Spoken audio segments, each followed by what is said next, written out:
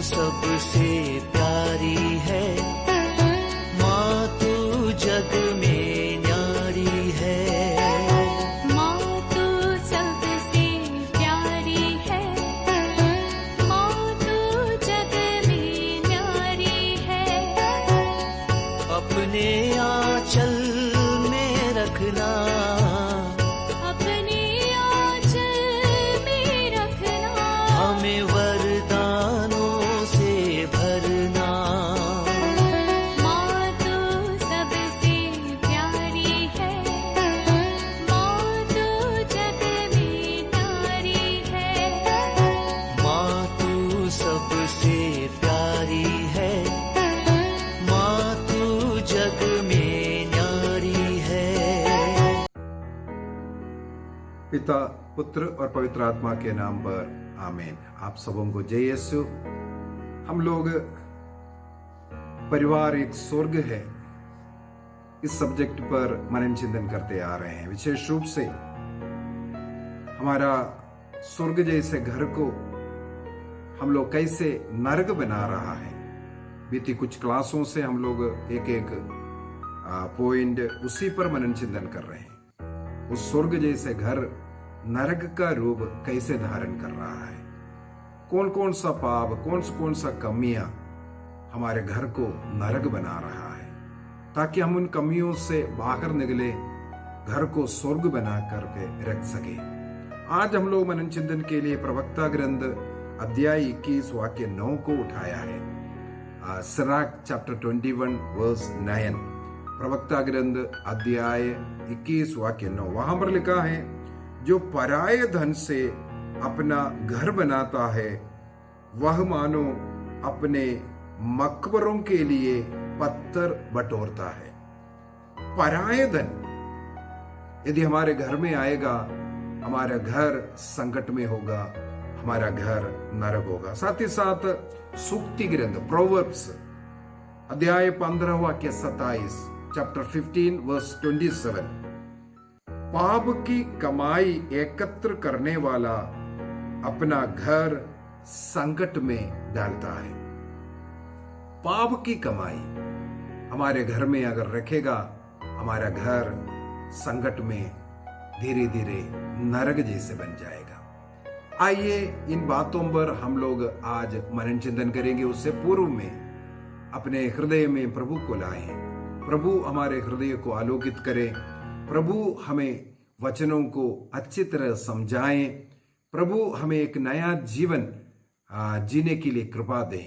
आइए हम एक गीत के द्वारा प्रभु की महिमा करें।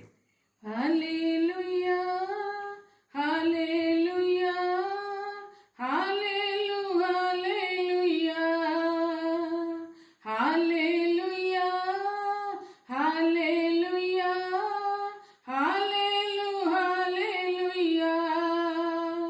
मन करता यीशु यीशु गाता रहूं। मन करता यीशु यीशु गाता रहूं। मन करता यीशु को प्यार करता रहूं। मन करता यीशु को प्यार करता रहूं, प्यार करता रहूं।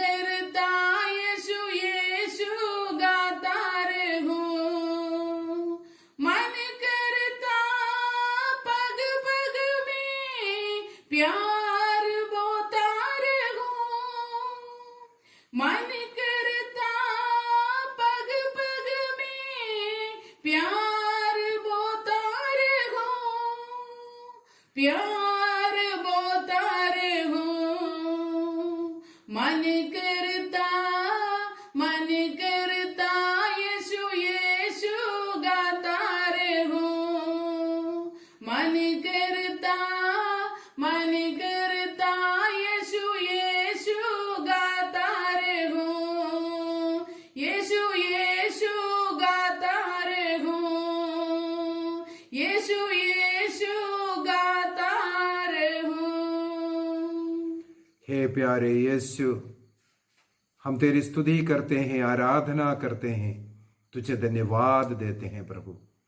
हम सारे हृदय से, सारे मन से, सारे बुद्धि और शक्ति से आपको प्यार करते हैं प्रभु। आपके वचनों पर चलना चाहते हैं प्रभु। हमारे घर को स्वर्ग बनाना चाहते हैं प्रभु। हमारे जीवन की कमियों को हमें बताइए प्रभु।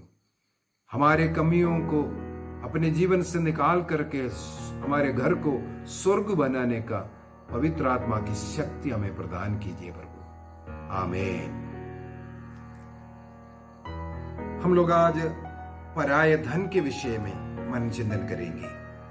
अनेकों लोगों के जीवन के संकट का कारण है पराया धन। पराया धन का मतलब है अपना नहीं है। हमने उस पैसा के लिए, उस धन के लिए कोई मेहनत नहीं की है, गलत रीति से कमाया हुआ। मेहनत भी हुआ है तो गलत है। ऐसे जो धन अगर घर में लेके आएगा, घर संकट में डालता है। जैसे हम लोग प्रवक्ता ग्रंथ के अंदर पढ़ा, वो धन वो पत्थर जैसे बनेगा जो मकबरा बनाता है। मकबरे का मतलब है हमारा जहां डेड बॉडी दफनाता है। एक बार एक दंपति मेरे पास आए बात करने के लिए, काउंसलिंग के लिए। उनका प्रॉब्लम था, वे एक घर बनाना शुरू किया, लेकिन उनका कहना है 2 साल हो गया, अभी तक छत नहीं डाल पाया। कुछ न कुछ अनहोनी हो रहा है घर में। तो मैंने उन लोगों से बातें करते करते फिर कुछ वचन वगैरह दिया, बाइबल का वचन, उस वचनों को लेकर के प्रार्थना करने के लिए आग्रह किया। और इसके बाद मैं स्वयं उनके लिए प्रार्थना करना शुरू किया। यूं ही प्रार्थना करने के लिए आंखें बंद किया। मेरी आंखों के सामने मुझे ऐसा लग रहा है कुछ ब्लैक, काला जो थैली जो होता है, जो बैग है, उसको मेरे आंख में के सामने आने लगे। मैं प्रार्थना बंद किया। इसके बाद उन लोगों से पूछा, कोई गलत तो पैसा तो नहीं आप लोग घर के लिए इस्तेमाल कर रहे हैं? तो उन्होंने बोला नहीं नहीं, हम लोग दोनों सरकारी नौकरी करने वाले हैं, हमारे पास अच्छा पैसा है, सही पैसा है, हम लोग का मेहनत का पैसा है, हम लोग घर बनाना चाहते हैं। जो घर का कार्य शुरू करते ही मेरा पति का एक्सीडेंट हो गया। वो हस्बैंड स्वयं खड़ा था उधर। करीब 1 साल उसके ट्रीटमेंट में लग गया। इसके बाद घर फिर से शुरू करने के लिए प्रयत्न किया। उस समय पर मेरा बेटा बीमार हो गए, वो भी अस्पताल में 1-2 महीना बहुत ही खतरनाक स्थिति में था। तो इसी के कारण अभी 2 साल से ऊपर हो गया। जब हम लोग घर बनाने के लिए सोचते हैं, कुछ ना कुछ इस प्रकार का अनहोनी हो रहा है। तो मैंने उनसे पूछा, आप क्या नौकरी करते हैं? मैडम ने कहा, मैं सरकारी स्कूल में टीचर हूँ। मेरा मन में आया कहीं ऐसा तो नहीं हो आप सिग्नेचर करते हैं, ड्यूटी नहीं जा रहा हो, या कई लोग ऐसे भी होता है स्कूल जाते हैं लेकिन अच्छा पढ़ाता नहीं है, कहीं ऐसा तो नहीं है? तो बोला नहीं, मेरा चिल्ड्रन स्टूडेंट्स सब मुझे बहुत पसंद करते हैं, ऐसे करके बोला। फिर से मैं प्रार्थना करना शुरू किया। आंख बंद करते ही मुझे वो काला तैली दिखता है। फिर से मैं प्रार्थना बंद कर करके मैंने वो भाई साहब से पूछा, भाई साहब आप क्या करते हैं? बोला मैं तो रेलवे में हूँ, कुछ ऐसा गलत काम नहीं करते। तो मैंने पूछा रेलवे में क्या है? बोला टीटी है। तो मुझे लगा हाँ जरूर कुछ ना कुछ गड़बड़ होगा। तो मैंने उन लोगों से कुछ सवाल किया, ऐसे ऐसा आप करते होंगे? वो बड़े आराम से, बड़े मतलब कोई गलती नहीं हो रहा है, इस प्रकार बात करते हुए मुझे बताते हैं सब लोग करते हैं, सब लोग करते हैं। हम लोग को ऐसे ऐसे ट्रेन मिलने के लिए हम लोगों को लाखों रुपया देना भी पड़ता है। ऐसे से कई बातें उन्होंने बताया। वो लोगों को गलत पैसा लेकर के जो बर्थ दे रहा है, टिकट दे रहा है, अगर सादा टिकट भी है, एसी में उनको बिठा रहा है पैसा लेकर के, जिनको रिजर्वेशन मिलना चाहिए उनको नहीं देते हुए जो लोग ज्यादा पैसा दे रहे हैं उनको दे रहा है। वो सब उनके कहने पर सब लोग कर रहा है, इसलिए वो गलती नहीं है। फिर मैंने उनको काफी समझाया। वो बहन रोने शुरू कर दिया, ब्रदर जी कैसे भी हो घर का काम खत्म होने दो, इसके बाद ऐसा पैसा कभी नहीं लेंगे ऐसा। मैंने बोला यही वचन बोल करके तुम ऐसा पैसे से घर नहीं बना रहा है, अपने मकबरे के लिए तुम पत्थर इकट्ठा कर रहा है। और सूक्ति ग्रंथ का वो वचन उसके अंदर साफ साफ लिखा हुआ है, इस प्रकार का पैसा घर को संकट में डाल रहा है। देखो बेटा बीमार हो रहा है, ऐसा ऐसा हो रहा है। जो गलत पैसे से ईश्वर चाहता है आपका घर ना बने। आप छोटा सा एक घर बनाओ, लेकिन जितना आपके मेहनत का पैसा हो। खैर उतना शायद समझे नहीं है, वो पैसे के बगैर उनका घर नहीं बन सकता, ऐसा एक विचार। दोनों सरकारी नौकरी है, तब भी उनको ये पैसा का लालच हृदय के अंदर। एक ईसाई लोग, हम लोग पढ़ते हैं तिमोथी का पहला पत्र, फर्स्ट तिमोथी चैप्टर 6 अध्याय 6 वाक्य 6 से 10 तक अगर पढ़ेंगे, first Timothy chapter 6 verse 6 onwards, वाक्य 6 में क्या लिखा हुआ है? भक्ति से अवश्य बड़ा लाभ होता है, किंतु केवल उसी को जो अपनी धन संपत्ति से संतुष्ट रहता है। अपनी धन संपत्ति से वो संतुष्ट रहना है, गलत काम से नहीं। जो पैसा आपको नौकरी में मिल रहा है, जो तनख्वाह मिल रहा है, उसमें आपको संतुष्ट रहना है। जितना आप खेतीबाड़ी कर रहा है या मेहनत कर रहा है या मजदूरी कर रहा है, उसमें जो मिल रहा है उसमें आपको संतुष्ट रहना है। लेकिन कुछ हेराफेरी से गलत पैसा कमाना बहुत ही बड़ा पाप है। और वाक्य 10 में जाकर के 10 तक बहुत अच्छा सुंदर वचन है। आगे 10 का वचन, क्योंकि धन का लालच सभी बुराइयों का जड़ है करके लिखा है। लालच 7 मूल पाप है, पापों का जड़ कहते हैं मूल पापों को। 7 मूल पापों में से एक पाप है लालच, धन का लालच। ये हमारे घर को नरक बनाता है। कई बार मैं क्लास लेते वक्त 3 W के विषय में सिखाता हूं। हमारे घर को संकट में डालने वाला 3 W बोलता है। Woman, wealth and wine. Woman, wine and wealth. हम लोग वासना के पाप के विषय में, विचार के विषय में मनन चिंतन कर चुका है, और नशे के विषय में भी मनन चिंतन कर चुका है। आज हम लोग वो धन, तीसरा जो W है, वो जो धन, जो गलत धन, वो अगर हमारे घर में आएगा, घर को वो संकट में डालेगा। लेकिन बाइबल के वचन में प्रोवर्ब्स, सूक्ति ग्रंथ अध्याय 10 वाक्य 22 में लिखा हुआ है, प्रभु की आशीर्वाद से ही कोई धनवान बनता है। अर्थात प्रभु का आशीर्वाद प्राप्त पैसा अच्छा है। चाहे आप करोड़पति बनो, आप मिलियनर बनो, यदि उस पैसे में प्रभु का आशीर्वाद है, वो अच्छा पैसा है, उसमें कोई गलती नहीं है। आप धनवान बनना प्रभु यही चाहता है। और प्रवक्ता ग्रंथ सिराक चैप्टर 13 वर्स 30, प्रवक्ता ग्रंथ अध्याय 13 वाक्य 30, वहां पर लिखा है, वह धन अच्छा है जो पाप की कमाई से नहीं है। पाप गलत तरीके से जो पैसा कमाया नहीं, वो पैसा अच्छा है। गलत काम करते हुए या धनी बनने के लिए, विशेषकर जो व्यापारी लोग, जो बिजनेस करने वाले, उसके विषय में भी बाइबल में लिखा हुआ है। प्रवक्ता ग्रंथ अध्याय 26 वाक्य 28 एवं अध्याय 27 का वाक्य 1 में यही लिखा हुआ है। व्यापारी लोग पैसा ज्यादा कमाने के इच्छा के कारण झूठ पर झूठ बोलेगा और ज्यादा कीमत, जितना आपको लेना चाहिए उससे अधिक। प्रभु ये नहीं कहते हैं आप हमेशा सेवा करते रहो, आपको कुछ नहीं, आपको भी आपका परिवार चलाना है, ये सब होना है, कुछ प्रॉफिट उसमें होना चाहिए, एक लिए न्याय होना चाहिए उसमें। अन्याय से आप बिजनेस नहीं करना। वो पैसा, अन्याय वाला जो पैसा है, वो आपको, आपके घर को संकट में डाल सकता है। तो पैसा, धनवान जो बनना वो सब अच्छी बात है। धनवान बनना कोई गलती नहीं है, कोई पाप नहीं है।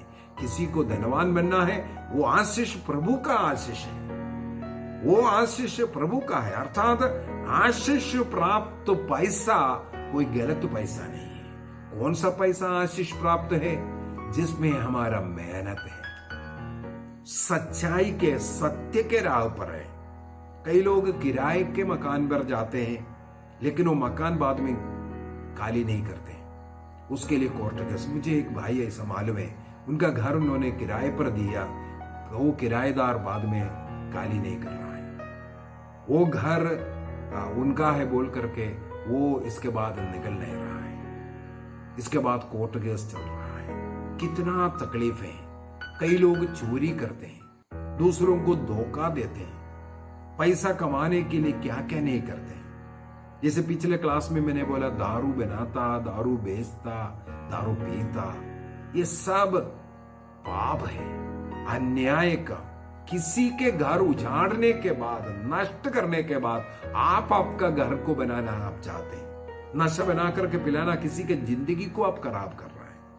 मैं बोलूंगा बीड़ी, सिगरेट, ऐसा जो व्यापार है वो भी नहीं करना चाहिए। जो शरीर को हानि पहुंचाने वाला ऐसे जो नशीली चीजों का व्यापार कभी नहीं करना चाहिए। उसको बना करके देना, ये आप स्वयं अपने को जो घाटे में डालेगा। कोई लोग अपने जमीन के जो बाउंड्री है उसको बढ़ाता है, धीरे धीरे अन्य लोगों के बाउंड्री को। हाल ही में कोई बोल रहा था, जो पड़ोसी है, ऐसा धीरे धीरे लेते लेते हमारा काफी जमीन उनके हाथ में हो गया करके। ये सब आप अपने घर को इस प्रकार संकट में डालते हैं। किसी के सामानों को तोड़ना, फोड़ना, नष्ट करना, उनको नुकसान पहुंचाना, उसमें कई लोगों को खुशी है, यह भी गलत होता है। चाहे एक सेफ्टी पिन क्यों ना हो, एक छोटा सा पिन क्यों ना हो, एक पैसा का होगा, उसको भी अगर आप चोरी छिपे उठाता है, बहुत बड़ा पाप है, चोरी का पाप है। चाहे सरकार का हो, चाहे पब्लिक का हो, आपको, आपका नहीं है, उसको उठाना ये गलत है, ये पाप है। वो भी ऐसा उठा करके आप इस्तेमाल करना या भेजना, इसके द्वारा आप अपने घर को संकट में डालते हैं। दूसरा एक है जो सरकार को जो देना, कर देना, उसमें चोरी, जो बिजली का चोरी, ऐसा कई प्रकार का चोरी होता है। जो प्रभु को जो देना चाहिए वो नहीं दे रहा है, वो भी चोरी है। मलाकी के ग्रंथ अध्याय 3 वाक्य 8 में यही तो लिखा है, क्या कोई ईश्वर को ढक सकता है? लेकिन तुम लोग ढकते हो, जो प्रभु को जो देने में ढकते हैं। ऐसा कर करके जो पैसा कमाता है, बाइबल के अंदर लिखा हुआ है 5 ऐसे, कैटेकिज्म ऑफ कैथोलिक चर्च के अंदर ऐसा 5 पाप के विषय में लिखा है जो स्वर्ग को पुकारता है। उनमें से एक पाप है याकूब का पत्र अध्याय 5 वाक्य 4 में, जेम्स चैप्टर 5 वर्स 4, वहां पर लिखा है, मजदूरों ने आपके खेतों की फसल लूटी और आपने उन्हें मजदूरी नहीं दी। वह मजदूरी प्रभु को पुकार रही है। ऐसा जो गलत पैसा आपके घर में जिसको आपको देना चाहिए नहीं दिया, गरीब को देना है, मदद कर सकता था, नहीं किया। एक भिखारी को आप दे सकता था, नहीं दिया। जो पैसा कमाने के लिए लालच में आपने किसी का ढक कर रखा हुआ है, और किसी से उधार लिया, अब वापस नहीं दे रहा है। ऐसा जितना भी पैसा है वो प्रभु को पुकारता है। और बाइबल के अंदर इस प्रकार कमा करके या नुकसान पहुंचाने वाले बात को हत्या के रूप में भी लिखा हुआ है। प्रवक्ता ग्रंथ सिराक चैप्टर 34 वर्स 25, 26, 27 तीन वाक्य में तीन प्रकार का हत्या लिखा हुआ है। ये तीनों धन से रिलेटेड है। सिराक चैप्टर 34 वर्स 25, 26, 27, प्रवक्ता ग्रंथ 34, 25, 27 और 28वां वाक्य, 25, 26, 27वां वाक्य। भीख की रोटी से दरिद्र की निर्वाह होता है, जो उसे चीनता है उसका रक्तपात करता है। देखो, भीख किसी का चीनना। दूसरा, जो अपने पड़ोसी की जीविका छीनता है वह मानो उसका वध करता है। पड़ोसी की जीविका हो सकता है कोई कहीं नौकरी कर रहा था, चुगली कर करके उसके नौकरी से छुड़ाया। किसी का प्रमोशन होना था, प्रमोशन का रुकावट डलवाया, या किसी का खेती नष्ट कर दिया, या उनके खेती में कुछ गाय कुछ ऐसे जानवर घुस करके नष्ट कर रहा था, तुम देखा लेकिन तुमने उसको नहीं बताया, तुमने उसको भगाया नहीं, वो नष्ट होने दिया। इस प्रकार अपने पड़ोसी को तुम किसी भी प्रकार नुकसान पहुंचाता है उसका वध करने के बराबर है। बाकी 27, जो मजदूर का वेतन दबाता है वो हत्यारे के बराबर है। देखो, जो काम करने वालों को उचित वेतन नहीं देना, क्यों? आप पैसे के लालची हैं, आप दूसरों को नहीं देगा, दूसरों का अपने पास रखते हैं। ऐसा जो पैसा हमारे घर को नरक बनाएगा, हमारे घर को संकट में डाल देगा। निर्गमन ग्रंथ अध्याय 22 वाक्य 24 में सूदखोरी के विषय में लिखा है। किसी को पैसा दे करके बहुत ज्यादा सूद लेना, इंटरेस्ट लेना, सूदखोरी कहते हैं। इस प्रकार जो आपने इकट्ठा किया वो पैसा जो है वो आपके घर को नरक बना देगा। और निर्गमन ग्रंथ एक्सोडस चैप्टर 23 वर्स 8 वहां पर घूस देने के विषय में लिखा है। और सूक्ति ग्रंथ अध्याय 15, 27 में सिराक प्रवक्ता ग्रंथ अध्याय 40, 12 यहां सब इस घूस के विषय में लिखा हुआ है। घूस देना और घूस लेना दोनों बहुत बड़ा पाप है। घूस देना और घूस लेना। हम लोग उपदेश ग्रंथ अध्याय 7 वाक्य 7 में पढ़ते हैं, घूस बुद्धिमानी को भी भ्रष्ट कर देती है। ये जो घूस में जो देने वाला पैसा, बुद्धिमानी अच्छे इंसान है।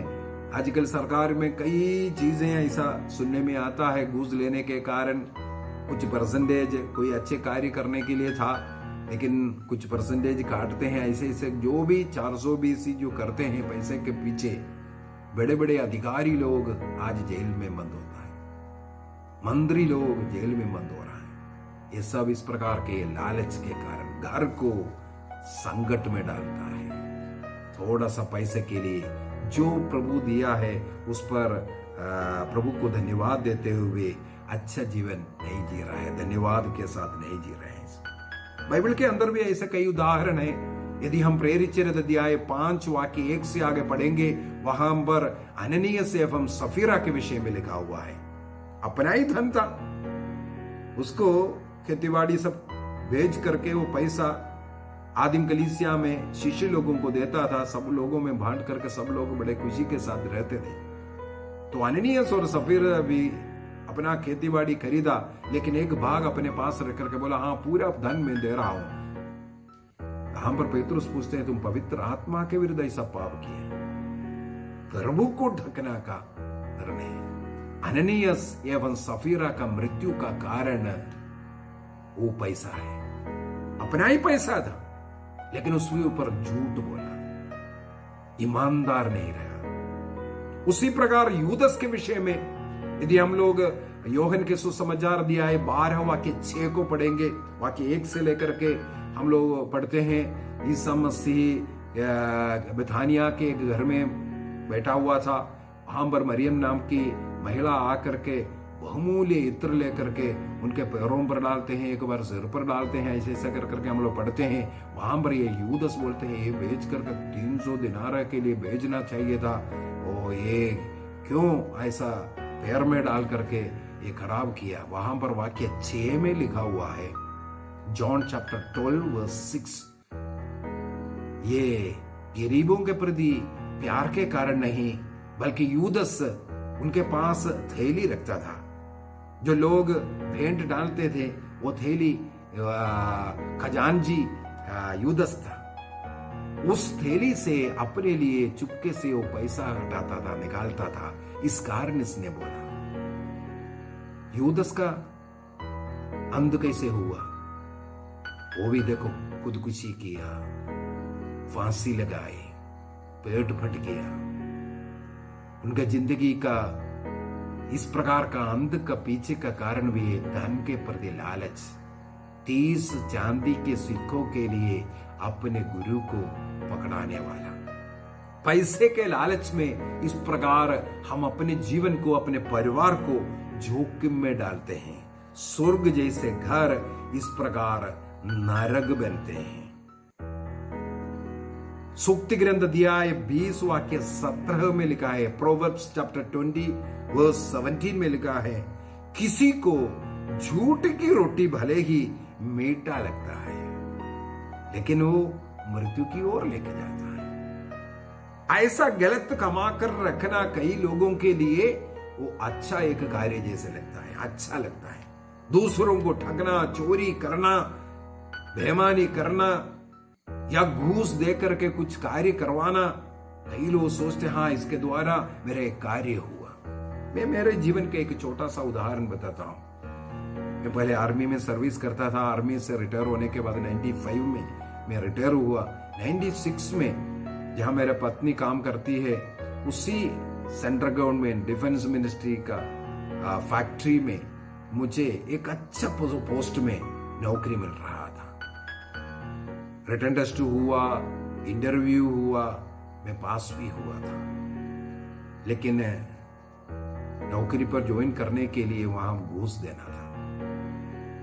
डिमांड आए, सब लोगों ने कहा पैसा दे दो, पैसा दे दो, लेकिन मैं अड़ी रहा। पैसा देकर के मुझे नौकरी नहीं चाहिए। शायद प्रभु की इच्छा था आज इसलिए प्रभु का सेवक बना, अन्यथा मैं कहीं गवर्नमेंट में अच्छा पोजीशन में नौकरी करने वाला, हो सकता है लाखों करोड़ों रुपया अब तक कमाया होगा। लेकिन मैंने उस पैसे को तुच्छ माना। वो पैसा नहीं, ईमानदारी की जरूरत है। ऐसे एक नौकरी मुझे नहीं चाहिए। ऐसे एक नौकरी को मैंने बिल्कुल छोटा माना। हमें भी ऐसा ईमानदार रहने की जरूरत है। हमारे सामने ऐसा लालच आएगा, सेंट्रल गवर्नमेंट का अच्छा एक पोस्ट पर नौकरी मिल रहा है, थोड़ा सा पैसा रिश्वत के रूप में देना था, घूस देना था, मैंने इनकार किया। ईमानदारी का मुझे चाहिए, नहीं मिला, नहीं चाहिए। आज इसलिए प्रभु का सेवा कर रहा हूं, आज प्रभु का गवाही देने के लिए, इसलिए मैं योग्य बना। ईमानदारी चाहिए। प्रकाशना ग्रंथ अध्याय 2 वाक्य 10 में लिखा है, तो अपने जीवन के अंत तक ईमानदार बने रहो। ये पैसा क्या है, आज आया और कल गया। उसके लिए एक छोटा सा एक उदाहरण और बाइबल में से निकालता हूं। यिर्मयाह का ग्रंथ अध्याय 17 में, यिर्मयाह का ग्रंथ अध्याय 17, वहां पर क्या लिखा हुआ है? यिर्मयाह अध्याय 17 वाक्य 11। यिर्मयाह चैप्टर 17 वर्स 11। जो अन्याय से धन बटोरता है वह उस तितरी के सदृश है, तितरी पक्षी, उस तितरी पक्षी के सदृश है जो दूसरों के अंडे सेती है। उनके जीवन के आधे उम्र में वो छोड़ करके चले जाते हैं।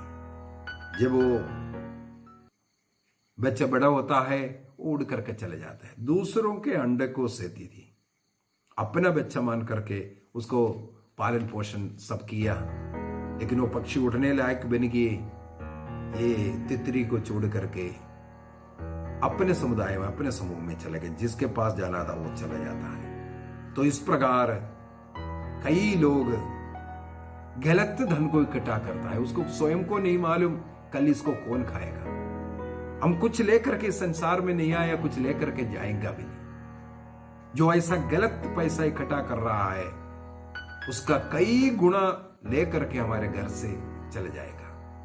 हमारे घर में जो संकट, जो बीमारियां, अनेकों विपत्तियां हो सकता है हमने ऐसा गलत धन शैतान को अपने घर में रखा। ये गलत धन जिस पर ईश्वर के आशीर्वाद नहीं है, वो शैतान उस पर आकर के बैठेगा, वो हमारे जीवन को बर्बाद करेगा। प्रवक्ता ग्रंथ अध्याय 40 वाक्य 13, सिराक चैप्टर 40 वर्स 13। विधर्मी की संपत्ति बरसाती नदी की तरह सूख जाती है। बरसात के समय पर नदी में पानी है, बरसात खत्म हो गया, सूख गया। इस प्रकार विधर्म में से, अधर्म में यदि आपने पैसा इकट्ठा किया, वो इस प्रकार सूख जाएगा, अपने घर को संकट में डालेगा। अपने बच्चे, अपने जीवन साथी, अपने परिवार के अन्य लोग, ये सब उस जोखिम में रहना पड़ेगा। आइए हम एक निर्णय करें, यदि मेरे घर में इस प्रकार का कोई गलत पैसा आया है, उसको लौटाने का निर्णय कीजिए। जिस प्रकार सक्केउस, लूकस के सुसमाचार अध्याय 19, लूक चैप्टर 19 वर्स 1 to 9 हम लोग पढ़ते हैं। सक्केउस ऐसा एक व्यक्ति था, गलत पैसों से बहुत धनी बना हुआ व्यक्ति, लेकिन मसीह उनके जीवन में आए, वो लोगों के बीच में उठ खड़े हो गए, ऐलान किया, मैं आधी संपत्ति आज गरीबों को दे रहा हूं। इसके बाद उन्होंने ऐलान किया, मैं जिससे कोई किसी भी प्रकार का बेईमानी किया है, एक के बेले 4 गुना लौटा दूंगा। आज हमें भी यही निर्णय करना है।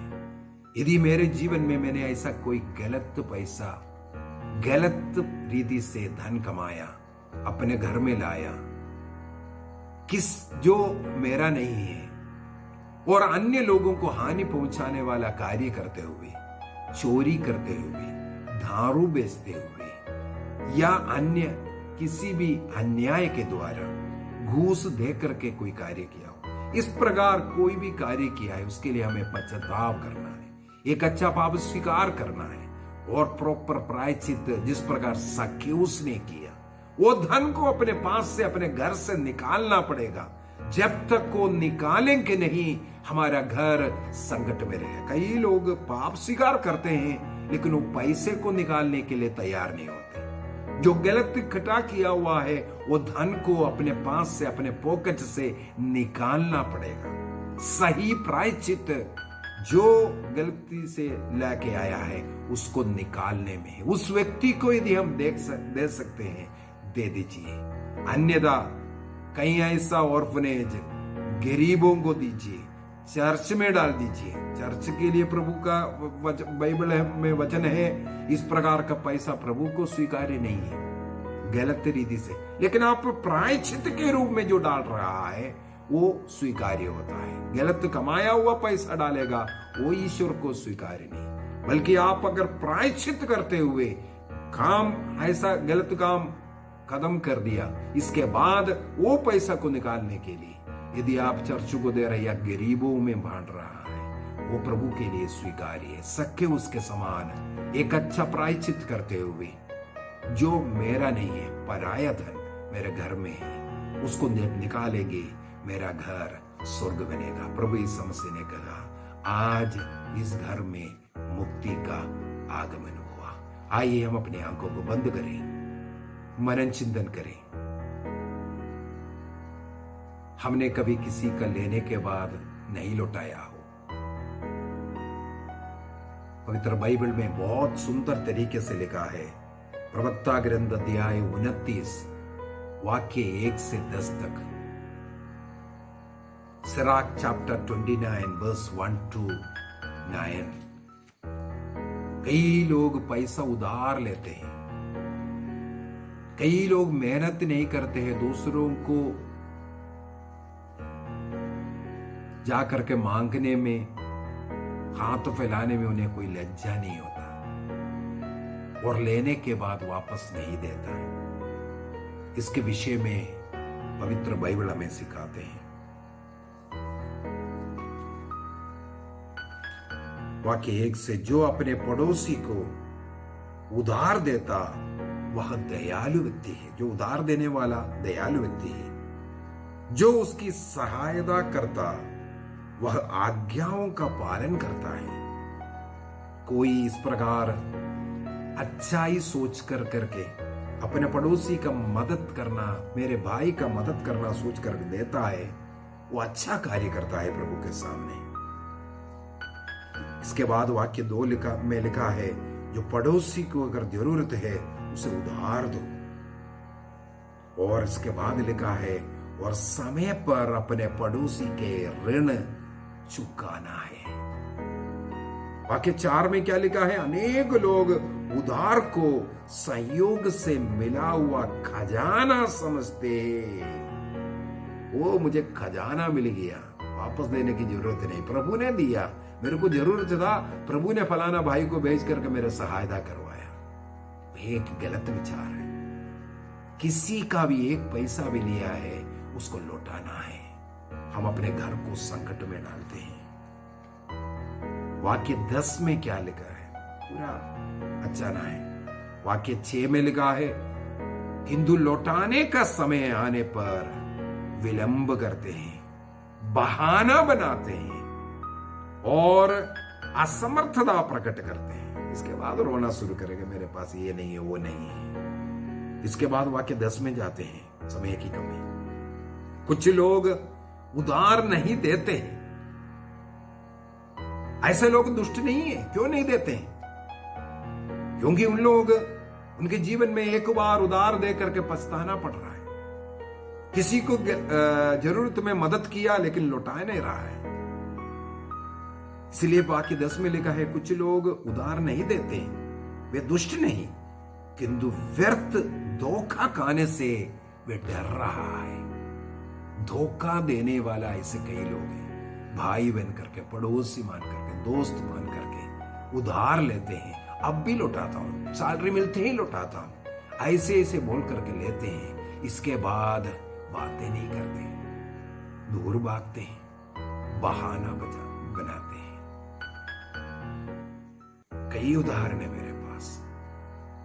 हम अपने अंतःकरण की जांच करें। हम अपने जीवन को नरक बना रहा है। हम अपने स्वर्ग जैसे घर को नरक बना रहा है। अपने घर को संकट में डाल रहा है। एक निर्णय कीजिए, ऐसा एक गलत पैसा जो मेरा मेहनत का नहीं है, मेरे घर में लाने नहीं दूंगा। गलत तरीके से कमाया हुआ, गलत काम करते हुए। कई लोग बहुत मेहनत करता है, गलत मेहनत करता है, गलत पैसा कमाने के लिए, बड़े जल्दी धनी बनने के लिए गलत काम करते हुए पैसा नहीं कमाने का निर्णय कीजिए। ऐसा जो कुछ किया उसके लिए पश्चाताप करते हुए सखेउस के समान सही प्रायश्चित करने का निर्णय कीजिए।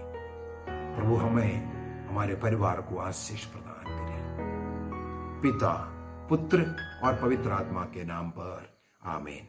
आप सबों को जय यीशु। खुश रहिए। प्रभु आप सबों को अनुग्रह दे।